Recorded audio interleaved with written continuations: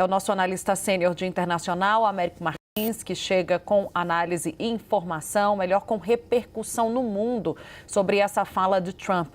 Como é que autoridades no mundo têm visto essa ofensiva? Acreditam essas autoridades, Américo, que é para valer a fala de Donald Trump? A gente já teve uma reação quase que imediata do Hamas, dizendo praticamente aqui não.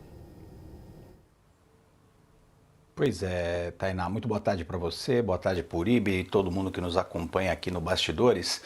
É uma resposta imediata do Hamas, porque o presidente Donald Trump fez uma ameaça ontem, dizendo que por ele o acordo de cessar-fogo deveria ser interrompido e a libertação dos reféns deveria acontecer até sábado ao meio-dia e de todos os reféns, e não de acordo com aquilo que tinha sido fechado entre Israel e o Hamas, que era uma primeira fase de um acordo que poderia levar à paz na faixa de Gaza, e essa primeira fase era um acordo de cessar-fogo, com a libertação de 36 reféns em 6 semanas consecutivas e também com a libertação de prisioneiros palestinos. Mas ontem o Hamas anunciou, no final da tarde, que ia suspender pelo seu próprio lado a libertação de reféns que deveria acontecer no próximo sábado. Segundo o Hamas, Israel estava descumprindo partes do acordo, como, por exemplo, atirando contra palestinos que se movimentavam para o norte da faixa de Gaza, impedindo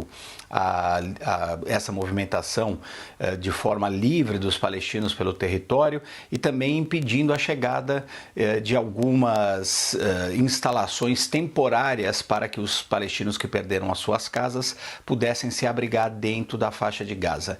No entanto, o Hamas, que a gente sempre precisa lembrar, foi o grande responsável pela guerra com aqueles ataques injustificáveis no dia 7 de outubro de 2023, o Hamas não apresentou nenhum indício de que Israel de fato estava descumprindo esse acordo. Um acordo muito delicado, muito cheio de obstáculos e que só poderá progredir se os dois lados mantiverem exatamente o que eles acordaram, fizerem exatamente o que foi acertado com os países que mediaram esse confronto. Quando o Hamas alega que não vai libertar os prisioneiros e Israel, alegando que Israel não estava cumprindo parte do acordo, na verdade, é uma retaliação do Hamas às declarações do presidente Donald Trump, que disse que os Estados Unidos vão tomar o controle da faixa de Gaza, vão expulsar os palestinos, e ontem o presidente americano disse que os palestinos não terão direito a voltar ao seu próprio território. Isso é tudo que o Hamas não quer,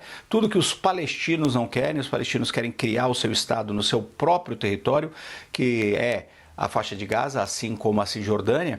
E aí, com essas declarações do Donald Trump, o Hamas perdeu qualquer incentivo a participar de qualquer tipo de acordo. Mais uma vez, o Hamas é o responsável pela guerra, por boa parte dessa violência, e também não é um parceiro exatamente confiável, mas perdeu qualquer incentivo para participar de qualquer negociação, visto que está vendo o que o presidente Donald Trump tem declarado, que vai tomar a faixa de Gaza e expulsar os seus habitantes de lá.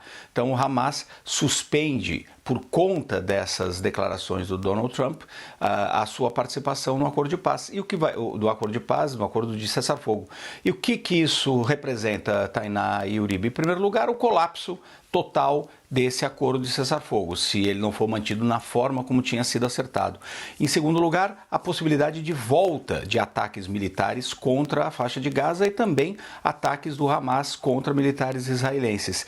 E também o colapso daquelas negociações que começaram só na semana passada, de um possível acordo de paz entre os dois lados. Então nós temos mais violência à vista, menos diplomacia e também essas ameaças, que provavelmente vão aumentar, do presidente Donald Trump. Hoje, aliás, só para complementar, Tainá e Uribe, o presidente americano se encontra com o rei da Jordânia, Abdullah II, lá em Washington, e vai pressionar o governo da Jordânia a aceitar os palestinos que seriam expulsos da faixa de Gaza. O rei já se posicionou contra isso, o governo da Jordânia pode entrar em colapso se for receber mais refugiados palestinos, e eles resistem a qualquer movimento dessa forma. Para tentar fazer com que a Jordânia e o Egito recebessem esses palestinos, o Donald Trump está fazendo uma chantagem, dizendo que vai interromper os bilhões de dólares de ajuda humanitária e militar que envia à Jordânia e também ao Egito. Só para concluir, o país que mais recebe esse tipo de ajuda é justamente Israel, aliado dos Estados Unidos e do presidente Trump.